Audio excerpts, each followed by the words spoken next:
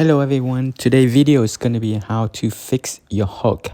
Okay, the key thing is the direction of the swing path. Okay, it's called an inside out. What it mean by inside out is you're going before you're hitting at the 20-degree into the ball, into impact from the inside, going outward. Okay, as you can see on the pictures.